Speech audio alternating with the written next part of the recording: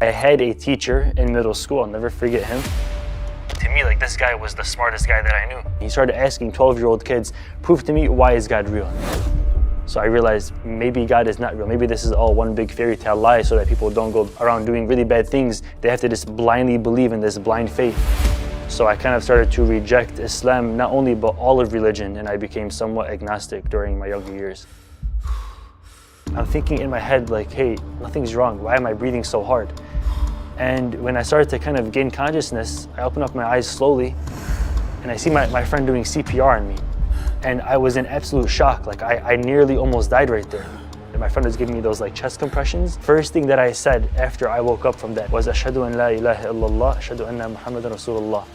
Ashhadu an la ilaha illallah, Ashhadu anna Muhammadan Rasulullah. Assalamu alaikum, Brother Alex, also known as Lucid. We are very happy to have you with us. Let's start with, who is Alex, and can you tell us briefly about your life? Wa alaikum assalam. Alex is a 21-year-old YouTuber. I had dreams of making YouTube videos ever since I was a kid, and I post videos on all different types of thought-provoking content. I started making YouTube videos as if it was my full-time job, even though I was making nearly no money on it, till eventually about a year or two after, I was able to drop out of college, and now I'm here traveling across the entire world, 16-hour flight, to come here and record YouTube videos, alhamdulillah. How was your life in regards to faith? What were you believing in? I was at the time a social Muslim. That's the word that I will kind of call it. So following social Islam means that you don't read the actual book. You don't follow the actual Prophet, peace be upon him. You just kind of follow what everyone else is doing. You're following the Muslims. You're like a backseat Muslim. And that's what I was for the longest time. I'd fast just because all the friends, family, cousins, and everybody around me was fasting. And I'd pray just because everyone else is praying near me too. But I never truly knew why I was praying or why I was fasting, what the benefits were, or why God even said it. I was just kind of doing what everybody else did around me. I followed just by watching and not by actually reading. And that was the biggest mistake. I was always raised upon the thing like, if the slipper is upside down, it's pointing up towards God. Astaghfirullah. This is like, you're like saying God is only up and God can't see under these slippers. So like you're giving extreme limitations to God, purely losing tawheed. You're kind of losing the whole essence of God by saying that He can only see from up to down. So if I go to my basement and close my door, then God can't see me commit sin. So all of these logical flaws were kind of imposed upon me and many Muslims actually around the world. And that's what kind of makes us a social Muslim. What events brought you to a point of leaving Islam? I was sent to a Islamic school to teach me how to pray and how to read and write Arabic, and I kind of like rejected like a lot of it during that time. They kind of really forced Islam down your throat type of school, and it was really, really strict. I would cry every single morning going to the school, like my first day of preschool to probably the very last day. I would walk in, I'd be hugging my mom's leg to like not let me leave because I did not want to be like, away from her and into this school because it was very, very strict and stern. So by age 4 and 5 and 6, I kind of realized like I didn't want to be a part of something that was so scary and that was so strict. I kind of started to deviate away from that, and what really kind of turned the tides and made me somewhat of an agnostic atheist for a little while was that I had a teacher in middle school, I'll never forget him, and he kind of explained to a classroom full of Muslims and Christians saying that God's not real, there's no empirical proof that you can prove God to me, so I don't want to believe in God. And he started asking 12-year-old kids, prove to me, why is God real? All of us obviously being not educated enough on the topic, now I could, but back then I had no idea. So like to me, like this guy was the smartest guy that I knew. So I realized maybe God is not real. Maybe this is all one big fairy tale lie so that people don't go around doing really bad things. They have to just blindly believe in this blind faith. And for me to kind of see that as well in my first year of like high school, I realized that maybe all of this like religion stuff is just some sort of like man-made thing to kind of control us, to make sure that we don't go and do bad stuff. And it's not the true word of our actual creator. If we really came from apes and it's being taught to us in school, and school is never wrong, it's always right. 5 + 5 is always 10, then we have to also accept that, yeah, maybe we were once apes and we just kind of transitioned into human beings, and that's why we're here with no purpose, no guide, and no creator. So I kind of started to reject Islam, not only but all of religion, and I became somewhat agnostic during my younger years.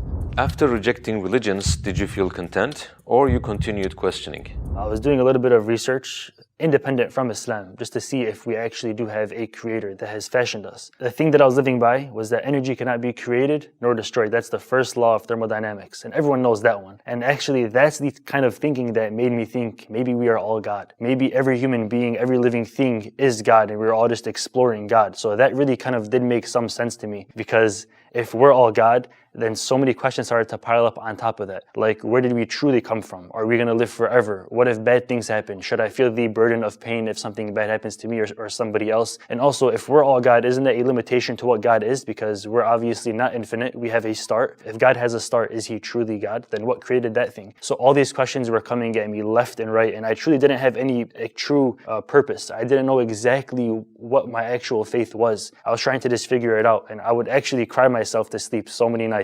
It was a really, really weird and strange time. Like, I would look at the most basic things, like a tree, for an example, and it would freak me out knowing, like, how could this thing be in such perfect order that it came from a little small seed, and now it's this extremely heavy and very, very tall, perfectly ordained tree. How can something like this happen? Or I would look at myself in my hands and think, like, how am I actually alive right now, in control of my own thoughts? Where was I before this life, and where am I going to be after this life? And those questions, like not having a pure belief in it, it really kind of made my whole life very unstable, and I never truly knew what was going to happen to me next. I never knew how to deal with any of my real situations. But then when I looked into deeper of the thermodynamics, we have the second law, which states that entropy will continue to increase in energy. So disorder will continue to increase. And what this means, for an example, is let's say on the right side of this room in the corner, I place a little space heater and I let it run for like 1 hour and then turn it back off. The heat is not going to stay exactly in the corner of this room. It'll influence and balance the entire temperature of this entire room. So that is what entropy is. It's the heat going from the hot to the cold side. And not only is that how it works in this closed space of this room, but that's how it works in the entire universe. So with that type of thinking, you realize that eventually, in a very long time, the entire universe will have so much entropy, so much disorder, that it cannot sustain life and it'll be practically dead. And when I really realized that, I realized, okay, there has to be something that is beyond this, that is truly ever living. There has to be a Hayyul Qayyum, right? From that, we can realize that if the universe has an end, if anything has an end, then it has to have a beginning. And if something has a beginning, then it has to have a creator. This is why God is God, because God doesn't have a beginning or an end. God created the concept of creation, so we can't even hold him to it. Diving deeper into that, I realized that God has to, for one, not be bound by time and space and matter. He can't be hold down to these principles. He has to be above entropy, so he has to be above disorder, where he's not going to eventually get weak the same way that the universe is. He has to be self-sustaining, and that's exactly what Islam teaches.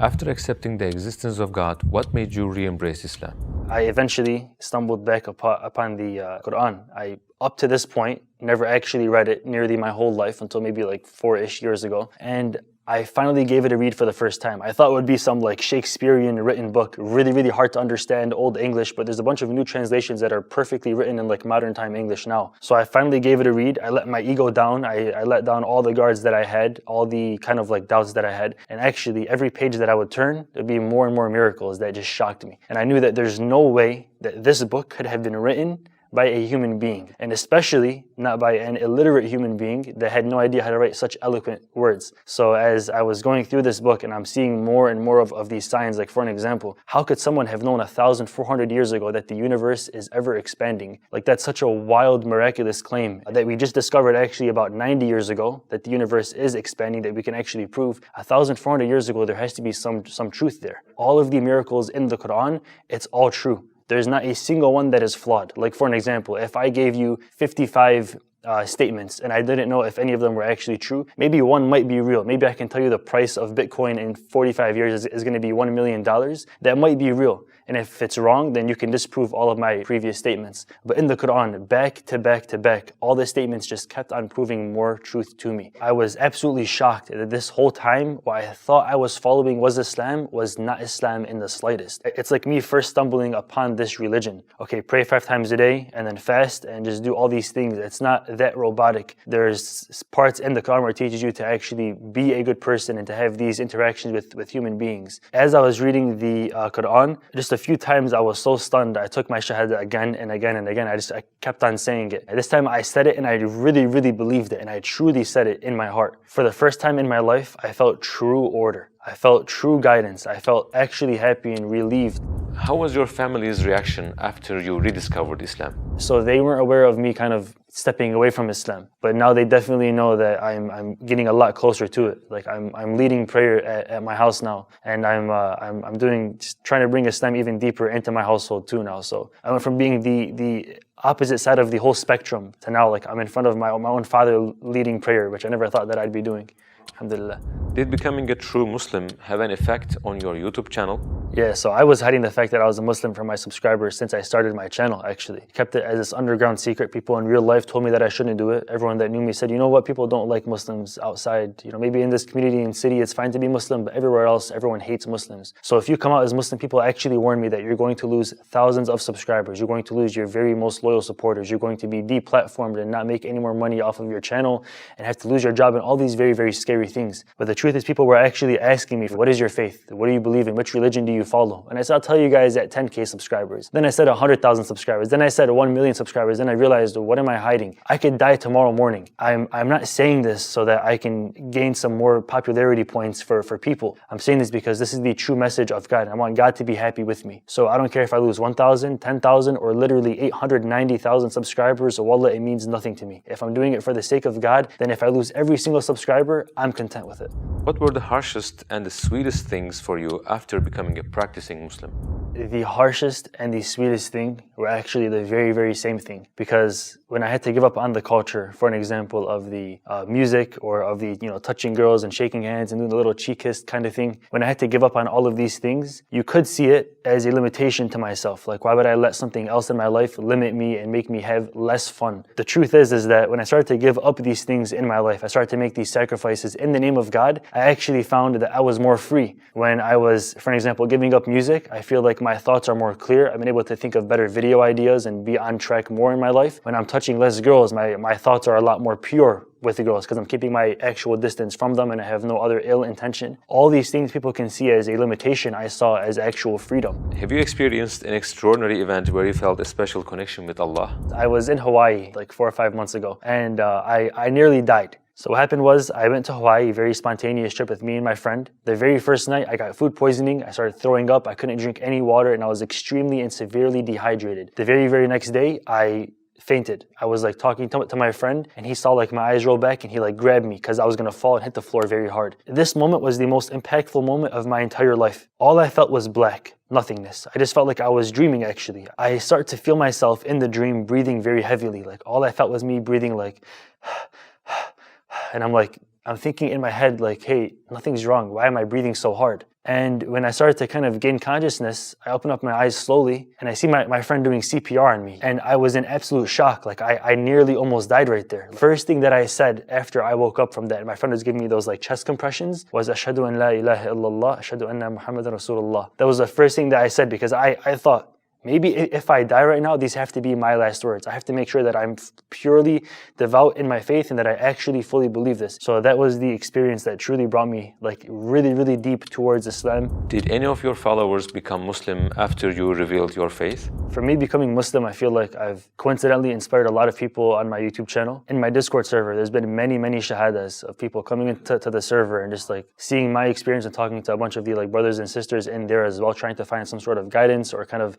take care of any doubts they might have about Islam. There's like an Islam channel there. So there's always a brother or sister that's on duty in my Discord server that can actually answer those questions for them. So I feel like there's been many shahadas that I've witnessed myself or that alhamdulillah I've even given to people myself from me becoming more of a true Muslim. That's been the most beautiful feeling ever. Like one of my friends on Discord that I met years back, he's a very, very close friend of mine. He called me one day, he said, Alex, and I was totally shocked actually. He was a devout Christian. He called me and said, Alex, I know that Islam is truth. Let's just do it right now. Like, what should I say? And I said, okay, now just repeat after me. Ashhadu an la ilaha illallah, ashhadu anna Muhammadan Rasulullah. And when he became Muslim that day, I was stunned. I was actually like within the same week of the night of power. And as I was praying, I was so emotional. I was actually crying because my friend doesn't even know till this day how big of an impact he just made on his life and his afterlife. Like he doesn't know that this was the single best decision that he has ever made for his entire existence, that he ever will make. Inshallah, one day that he'll be seeing seeing this video, he'll actually find out what a beautiful choice he made. And inshallah, I'll see him in heaven, inshallah, for his action and for his shahada. For someone who is curious about our religion, how would you recommend that person to research Islam? Is it enough to write "What is Islam" on Google? Yeah. So definitely, Sheikh Google is not going to be the Sheikh that you should go to. If you have a local mosque, you should definitely check that out. But most importantly, the only book that we can say for certain is the true word of God, front to back, from cover to cover, is the Quran. So the best way to look into Islam is to look into Islam from the one true book of God. So to actually read the Quran. And then if you have questions, then maybe you can even ask Sheikh Google. You might get 1,000 different varying answers and start spinning your head. So I'd find a local Sheikh at your local mosque and try to just go to one person that you know is really high in knowledge. Like it says in the Quran to ask those of knowledge when you have questions, right? If you had the chance to talk to all the non-Muslims in the world, what would you like to say to them if you had just 1 minute? I would tell all the non-Muslims of the world that you are born Muslim. You are born knowing that there is a higher power. It's the best feeling in the world when you finally revert to who you were when you, on your first day taking a breath on this earth. When you were Muslim, it's the best to revert to that kind of mindset because it's who you are naturally. We all know that there is an afterlife. We all know that there is a God, and it's through the teachings and people and society that we kind of stray away from that. So I want you to see Islam as not some sort of abstract, different, pushed off to the corner kind of cultural concept, but instead Islam is a universal message for all of mankind. To be Islam, you just have to believe that there is one God and Prophet Muhammad, peace be upon him, is his last and final messenger. That's all you have to believe. What projects are you doing right now? Islamically, I'm working with my local mosque. I'm gonna try to help them at least get their videography set up so that they can be posting their own YouTube videos and they can kind of spread their own message, because at the mosque, especially where I'm from, there's so much knowledge. There is so many smart intellectual Muslims there. There are so many sheikhs that can actually teach and spread the message of Islam. They just aren't really up to the date with like the technical parts of it, like recording and microphone and lighting and sound and all of the above. So I feel like since I have that skill, I can use it in the name of God and I can help them do it as well. What would you like to say as your final comments? My final comment is that me being Muslim has definitely made me a stronger person. It's made me more of a man. I've been taking steps in directions that I never would have thought I've done in my life. Never in my entire life would I sit on a plane for 16 hours, no matter what it would cost me. But just knowing that I'm doing this in the name of Allah, I'm traveling across the entire globe in the name of God. If I was doing it for myself, for my own cynical purposes, I would not be able to get so far in life. But knowing that I'm doing it for the hereafter and for something that is truly infinite, the deity that has truly created us, I feel like I've become a lot more successful, a lot stronger as a person. I've been challenged harder and I've been able to face those challenges because I've been a stronger Muslim overall. Brother Alex, thank you for this beautiful interview. Hope to meet you in future projects, inshallah. Inshallah. Assalamu alaikum. Nice to meet you.